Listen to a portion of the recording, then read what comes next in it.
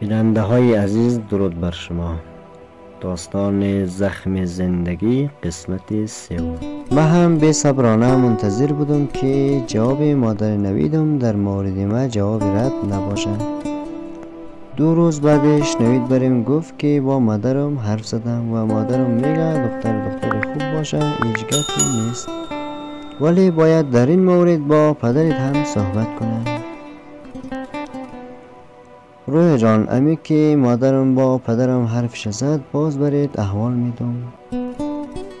1 هفته گذشت و نوید بریم تماس نگرفت. خیلی نگران بودم و از این طرفم که زنگ میزدم موبایلش خاموش بود. مثل دیوانه ها ای طرف و طرف میدویدم که چرا نوید موبایلش خاموش کرده. از انتظار زیاد حوصله ما سر رفته بود. رفتم پیش مهسا که ازش بپرسم نوید چرا زنگ نمیزنه. مهسا هم گفت نمیدانم رویا، من هم چندین باره که برش تماس میگیرم موبایلش خاموشه. 1 ساعت بعد از شماره ناشناس بریم تماس گیریم. گفتم نوید کجا گم شدی، چرا زنگ نمیزنی؟ گفت رویا جان تشویش نکن، کدام گپی نیست، موبایلم خراب شده، الانم از موبایل کسی دیگه زنگ زدم. صبح موبایل ما جور میکنم باز گپ میزنیم. ما هم گفتم باشه و گوشی را قطع کردیم. فردای آن روز با مهسا در راه مکتب بودم که زنگش آمد. خیلی با هم حرف زدیم. گفت رویا مادرم با پدر ما صحبت کرده و پدرم میگه نوید باید درسش تمام کنه. مادرم گفته که بریم فقط 1 شیرینی کنیم، باز عروسیش تال میدیم تا که نوید صنف 12 خود تمام کنه، بعد عروسیش میگیریم. با تلاش زیاد پدرم راضی شده و به روز 5 شنبه قرار است که بیاین خواستگاری. از خوشی زیاد در لباسم جا نمیشد. مهسا هم از این موضوع خیلی خوشحال شد و گفت رویا جان خدا کنه که عروسی هر چیز زودتر برگزار شود، شاید من هم 1 پسر خوبه برای زندگی ما پیدا کنم. با این حرفش خیلی خندیم گرفت. گفتم مهسا جان کاش میشد که عروسی ما و تو همزمان برگزار میشد. گفت نه دیوانه، اون تو خوبش نیست، من میخواهم که در عروسی با یگان پسر خوب آشنا شوم، بعدش هم با هم جور میاییم. خیلی با هم شوخی میکردیم و هر دوی ما خیلی خوشحال بودیم تا اینکه روز 5 شنبه هم رسید. نزدیکی شب بود که نوید بریم تماس گرفت. گفت که ما امشب همراه مادر مهسا میاییم. گفتم الان کجا هستیم؟ گفت الان خانه مهسا هستیم. گفتم باشه من منتظرم. شب پدر و مادر نوید و پدر و مادر مهسا آمدن. پدر مهسا با پدرم گفت ما برای کاری خیر آمدیم، میخواهیم که رویا جان دخترت را برای نوید جان خواستگاری کنیم. پدرم گفت خوش آمدین، اما 3 روز وقت بدین ما 1 مشوره کنیم، باز برایتان خبر میدیم. پدر نوید گفت باشه، شما در بین خود صحبت کنید، با رویا هم حرف بزنید، باز برای ما احوال بدین. پدرم گفت باشه و اونا رفتن. پدر و مادرم گفت رویا دخترم نظر تو در این مورد چیست؟ گفتم هر قسم که شما کنید من گپی ندارم. پدرم گفت بچه خوب معلوم میشه، به نظرم که این پیوند را قبول کنیم. مادرم هم گفت آره، رویا هم که الان کلان شده، کم کم باید بره خانه بختش. پدرم با پدر مهسا تماس گرفت و گفت که ما این پیوند را قبول داریم، و پدر نوید بگو که بیاین. پدر و مادر نوید دوباره آمدن و همه چی به خوبی پیش رفت. پدر نوید به پدرم گفت که نوید 1 سال درسش مانده، امی که صنف 12 تمام کرد عروسیشان تجلیل میکنیم. پدرم هم گفت هیچ گپی نیست و 1 سال ما و نویدم نامزاد ماندیم. زندگی خیلی به خوبی و خوشی می گذشت. ما و نویدم همیشه با هم در مورد بعدی عروسیمان صحبت میکردیم که بعدی عروسی چطوری باید زندگی کنیم. خلاصه ما و نویدم خیلی آرزوهای کلان کلان به دل داشتیم، ولی چی کنیم که تقدیر چیزی دیگری برای ما و نویدم فراهم کرده بود. 3 روز مانده بود به روز عروسی ما و نویدم که خبر دردناکی مهسا آمد. نزدیکی های ظهر بود که پدر مهسا به پدرم تماس گرفت. گفت که ما در شفا خانه هستیم، شب آمدن نمیتوانیم، فکر طرف خانه ما هم باشیم. پدرم گفت که خیرت باشه، شفاخانه چی میکنید؟ پدر مهسا گفت که مهسا مریض شده، آوردیم پیش دکتر. دکتر میگه خیلی وقت شده که در قلبش یک دانه شده، شما دیر آوردین. این دانه بزرگ شده و دوا میدیم، اگر خوب نشد باید حمل شود. صبح وقتی آمدن رفتم پیش مهسا، گفتم مهسا جان چی شده؟ گفت رویا همه چی برملا شد. این دفعه پیش دیگه دکتر رفتیم. دکتر به پدرم گفته که یک دانه از وقت در قلبش بوده و شما دیر آوردین، الان او دانه کلان شده. این دواها را داده و گفته که 1 ماه بعد بازم بیارین. پدر و مادر مهسا خیلی جگرخون شده بودند. مادر مهسا را دلداری میکرد و میگفت تشویش نکنید، انشالله همه چی درست میشه. روز به روز حالت مهسا جای این که خوب شود بدتر شده میرفت. از مریضی مهسا تا به حال هیچ کسی خبر نداشت، اما این دفعه دیگه همگی خبر شدن. ما و نویدم خیلی ناراحت بودیم، اما به خاطر که مهسا جگرخون نشود خود شاد میگرفتیم و دلداریش میکردیم. 1 ماه بعدش بازم بردنش پیش دکتر. دکترم که معاینه کردش گفت که دانه کمی خود آب کرده. بازم دوا میدم، ببرین ظرف 1 ماه بعد بازم بیارین که چی میشه. من شب و روز دعا میکردم که خدایا مهسا را چیزی نشه و او هر چی زودتر خوب شود. برای شاد کردن دل مهسا هر کاری که از دستم می آمد انجام میدادم. یک روزی ما و مهسا زیر همان درختی که در نزدیک خانهشان بود نشسته بودیم. مادرم بریم تماس گرفت. گفت کجاستی رویا؟ گفتم پیش مهسا هستم. خیرت باشه، چرا برقطع حرف میزنی؟ گفت زود بیا خانه که کاری دارم. با عجله رفتم خانه که پدرم در موبایل با برادرش حرف میزنه. از مادرم پرسیدم که چی گپ شده. مادرم گفت پسر کاکای از راه خلاف رفته طرف ایران و سر مرز که رسیده سربازای ایرانی سرشان فیر کرده و مرمی خورده. گفتم چی مرمی خورده؟ گفت آره مرمی خورده. گفتم ده کجیش الان چطور است؟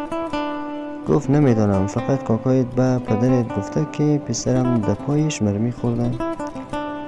پدرت هم گفت که باید بریم دیدنش. الانم ما و پدرت میریم دیدن پسر کاکای. تو هم فکر طرف خانه باشه. گفتم باشه مادر جان. پدر و مادر ما رفتن دیدن پسر کاکای ما. مام زنگ زدم به نویدم. گفتم پدر و مادر ما رفتن دیدن پسر کاکای ما، تنها هستم، اگه میشه بیا پیشم با هم از نزدیک قصه کنیم. نویدم گفت باشه حالی میایم. خانه نوید از خانه ما خیلی دور بود.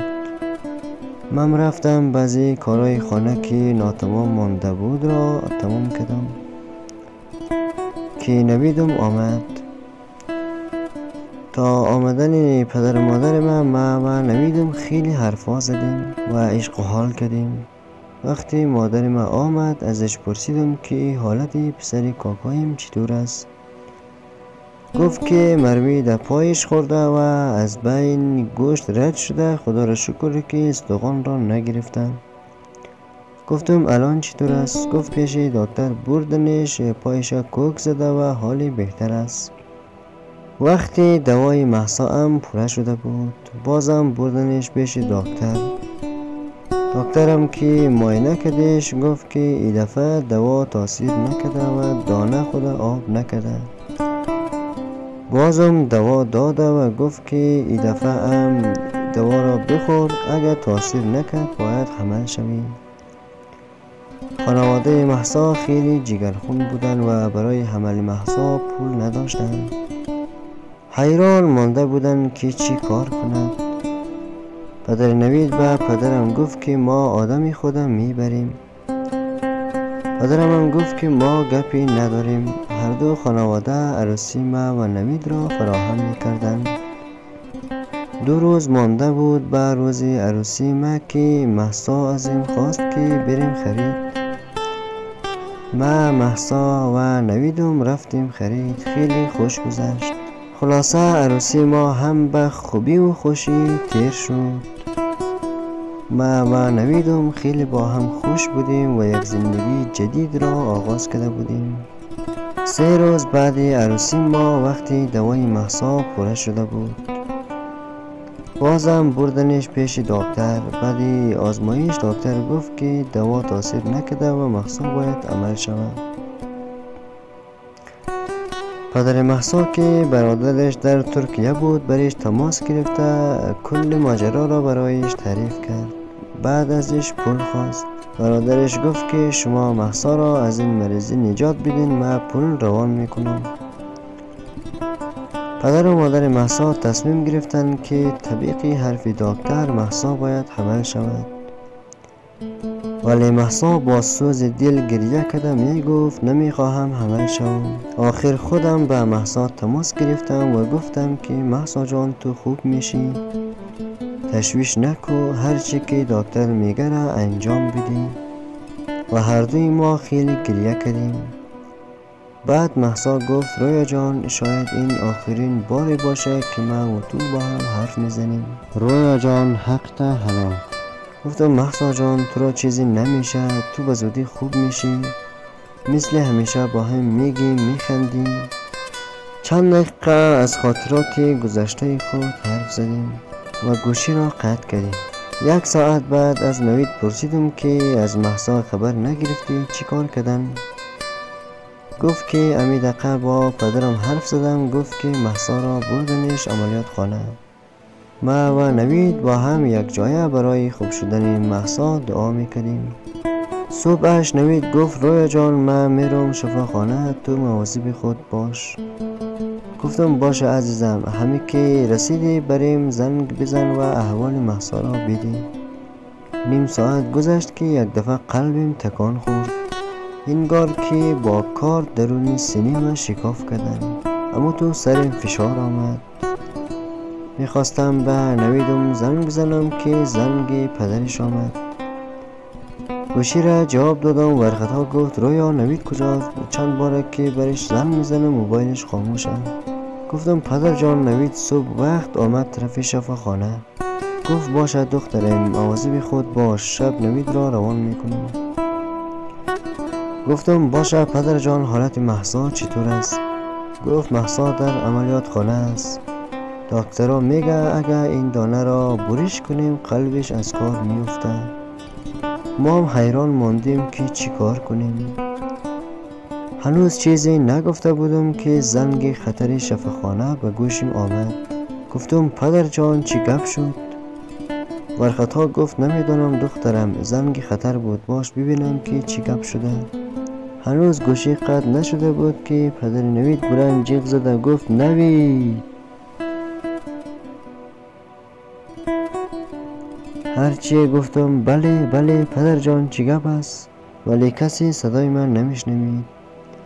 یک دفعه دیدم که گوشی قطع شده. چند بار تماس گرفتم ولی کسی گوشی را جواب نداد. احساس میکردم که یک کوه بزرگ روی سینه من قرار دارد و سختی میتوانستم نفس بکشم. نزدیکی های شب بود که مادرم بریم تماس گرفت. با عجله گفتم مادر جان کدام اتفاقی افتاده؟ گفت نوید با موترش که خیلی سرعت داشته در مسیر راه کنترل خود از دست داده و با موتری که از پیش رویش آمده تصادف کرده. سرش پاره شده، الان در عملیات خانه است. با شنیدن این حرف نمیدانم چی شد، انگار که به خواب رفتم. وقتی چشمم باز کردم که در شفاخانه هستم. میخواستم بلند شوم که دکتر آمد. ازش پرسید نوید کجاست؟ گفت اون پسری که با موتر تصادف کرده اونو میگی؟ گفتم آره، اون کجاست؟ حالش چطور است؟ گفت ببخشید، خدا خسته نکنید، هر کی به نوبت خود میره.